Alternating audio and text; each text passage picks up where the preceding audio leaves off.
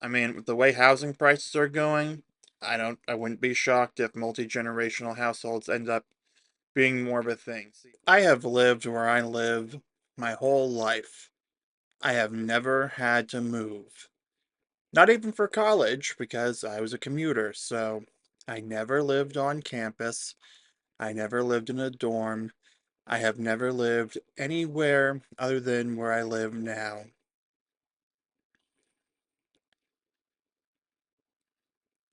I do not regret it. However, Alison Meyer from Business Insider seems to regret it. Her article, I never moved away and regret it now. I'm raising my kid differently. I am very curious to see what she means by that. Could be as simple as making it clear that she has no problem with the daughter moving away.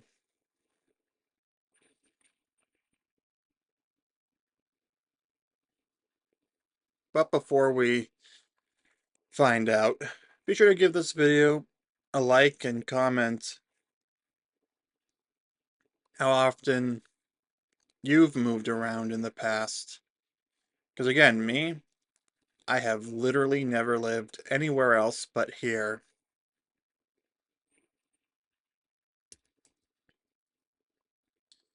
Anyway, on with the article. Main points. Over breakfast, a friend told me she wished she'd slept around more before getting married. There's a link to another article. We'll check that one out another time. I passed the syrup and nodded, then surprised myself by saying, I wish I'd moved around more. Interesting start to that conversation.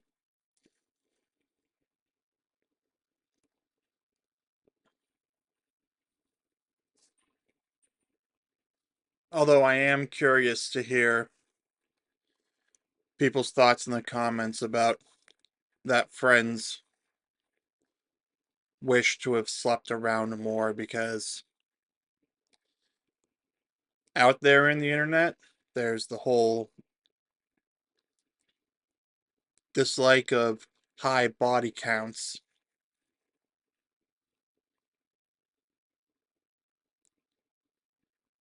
which, if someone doesn't want to date someone with that, I can respect it, but I also respect the choice of people who sleep around, women or men, to do just that. But that being said, they also have to accept the consequences, that there are going to be people who aren't going to want to be with them because of it. You're just going to have to find people who are comfortable with that.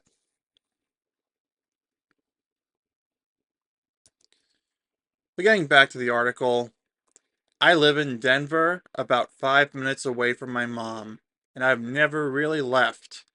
I went to college an hour away. I traveled a little in my 20s, but never for long, and always with the knowledge that I'd return. Nothing wrong with that. Honestly, everyone online goes on about be a digital nomad, bruh, or travel a lot. But it's nice to have somewhere to come back to, you know? Fun fact, Chuck Norris moved like a number of times that was higher than his age. I don't remember the exact numbers off the top of my head, but I think it was around,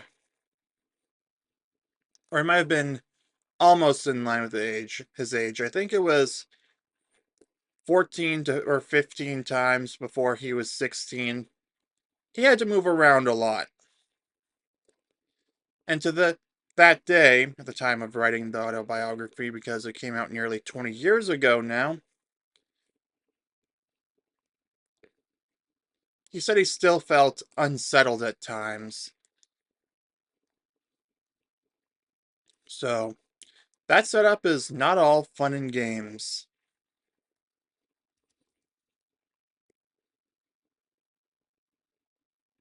Don't fall in love and move away was my mother's one rule before any trip.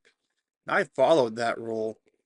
Never mind that my parents moved away from their small towns in Indiana in their 20s, or that my close friends from high school moved to London and Sydney.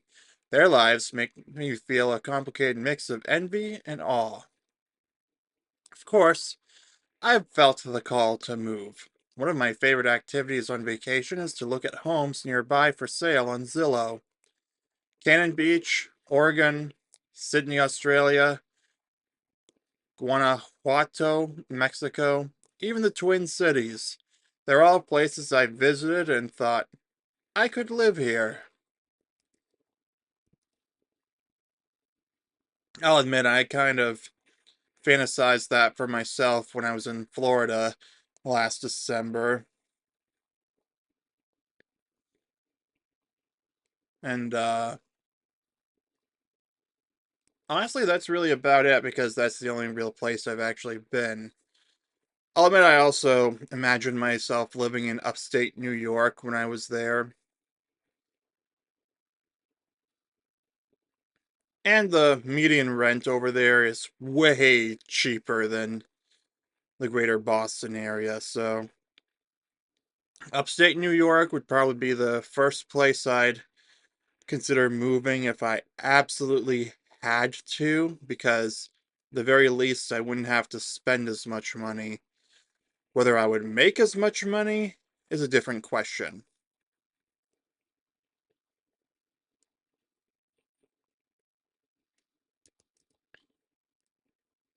But that's not my lot in life.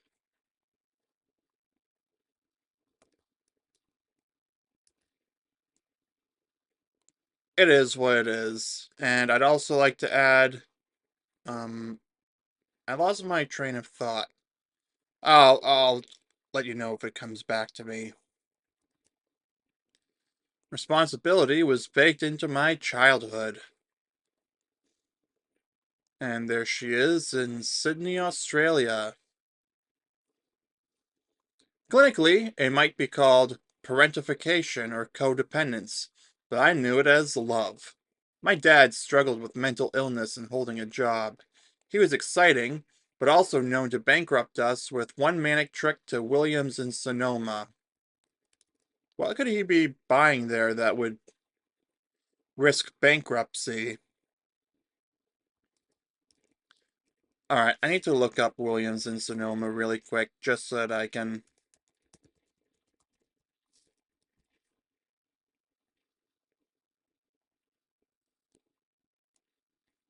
Oh, it sells kitchenware and home furnishings.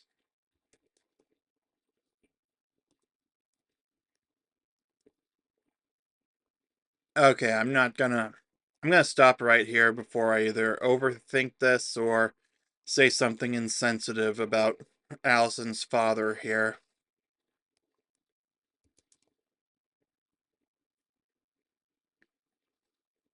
My kid's sister had chronic health issues. My mom worked for a nonprofit, and despite her best efforts, we struggled financially. Being the oldest daughter, I was the one who took myself to school and kept things quiet at home when they needed to be. I sat beside my sister in hospital rooms and explained to teachers why my parents couldn't come to conferences. Walking on eggshells and anticipating people's needs are what I know. My parents might have seen my decision to stay as an act of love, but it was also driven by my own anxiety and the gnawing feeling that if I left, my family might fall apart. Can't say I blame you. I sometimes wish that my grandparents had never moved to Florida in the first place because as a result of that, my mom has to fly over there when they need her to help with something like earlier this month with the whole dizziness thing I told you about. The one that made me decide to get an eye exam for the first time in 4 years. Honestly, after seeing all the hassle that's involved with travel, I am genuinely convinced families should not move far away from each other. And honestly, maybe it would be for the better if humanity collectively decided to congregate a lot closer to the equator so that the older people would be able to be accommodated with the better climate and such. That's just me, though.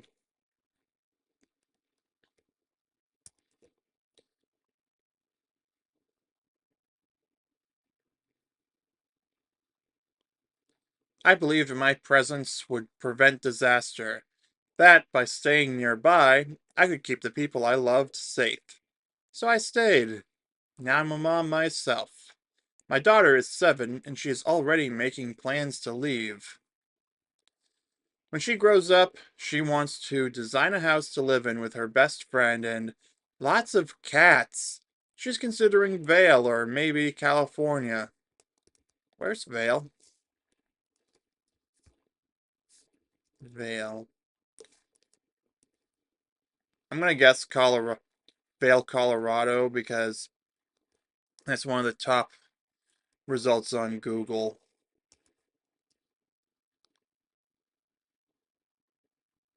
Like my mother, I also, secretly, hope that my daughter will live near me forever. I even considered delaying her start in kindergarten just to get an extra year with her, but didn't go through with it. Um, what benefit would that bring? You know what? I just realized that might explain why I had some classmates who were born well into 1997 compared to the likes of me who was born in January, or some of my classmates who were born in like April, May, maybe June of 97. Because again, I was class of 2015, so my classmates ranged from born in June of 96 to as late as September of 97. Again, the last of the millennials and the first of Gen Z. But that's beside the point. I just realized those September of 97 classmates were probably, they probably started later. Like they went into kindergarten a lot later. Like someone born around the same time as Sydney Sweeney, September 12th, 1997. I'll just say that I had classmates who were born like weeks after that date who would usually have been class of 2016 because of that. Again, started as early the oldest members of my class were born in June of 2016, and the youngest were born in September of 97.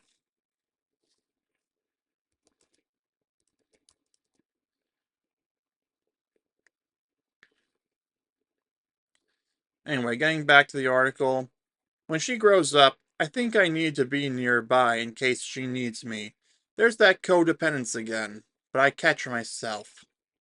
More than anything, I hope my daughter grows up without my same anxiety and has the peace of mind to leave if she wants. Well, so far, from what you've described, you don't have any situations like where you described your childhood as being like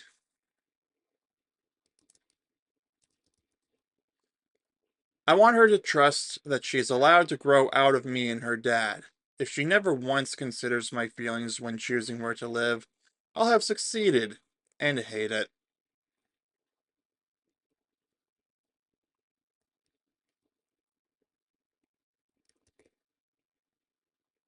I mean, technically, she can still take a flight to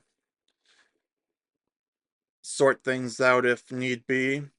I mean, again, take a look at how my mother operates with this. And really, at this point, it would be a lot easier if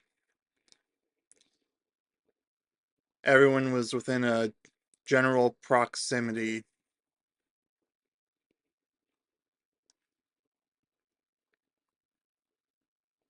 I mean, I'm going to be completely honest. If I could choose to live anywhere right now, I would probably, I'd probably find somewhere in Florida or Texas.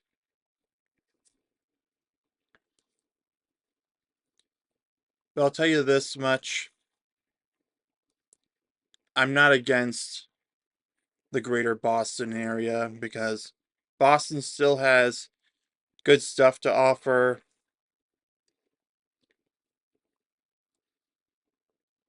It is what it is. I'm not going to complain about where I am because that's not going to change anything. I regret never moving away, but I have found the silver lining. I attend family dinners and get to watch my nephews grow up, not in jarring leaps between holidays, but in the slow unfolding of ordinary days. I know what they look like when they're sleepy before bedtime or proud from playing a tough soccer game. My kid knows her grandparents, and someone is always around to lend a rake or give a hug. I didn't move. I bought into the idea that love meant staying close. However, I hope my daughter knows that love knows no boundaries. It can mean building a full and joyful life from anywhere, and I'll be just fine watching her go. I'd prefer to think of it as more along the lines of I'm respecting your decision as an adult of sound mind when that time comes to move where you see fit, even if I don't particularly enjoy it. Like, I respect my grandparents having chosen to move to Florida when they did and living the active lifestyle I've mentioned in the past. Even though I kind of disagree after seeing the impracticality of my mom having to fly down there and stay for a week plus at a time to take care of things for them,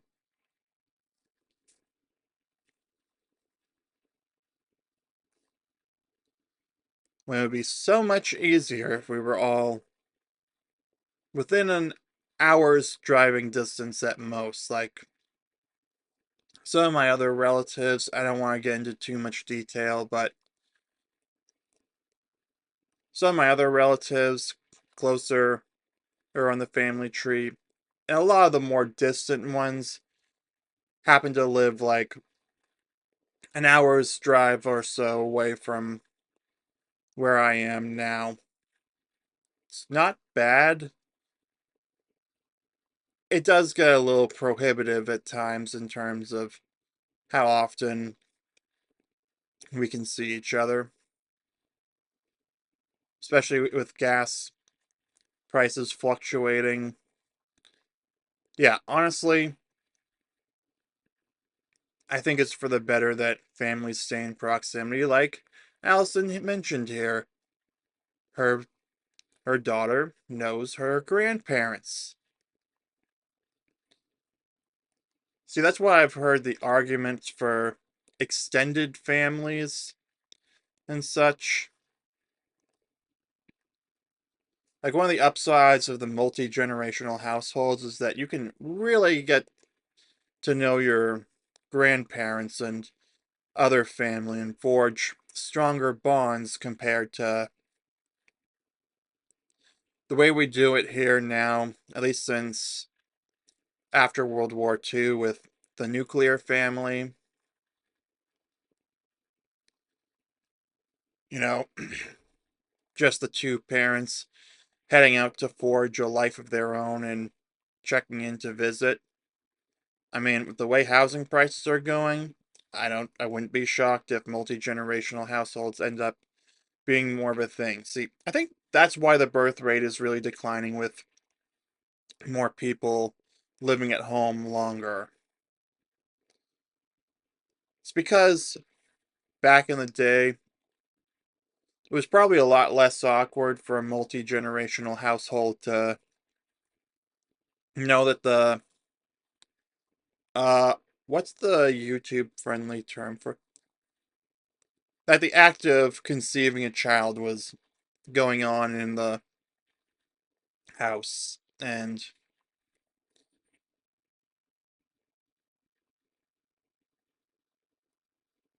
yeah, there was just a multi-generational household compared to just the parents and the children.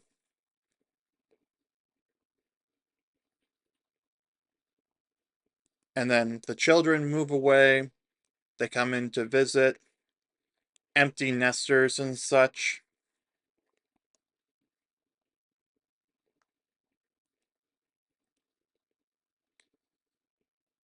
Which, on that note, I think I'm going to leave it here for the video.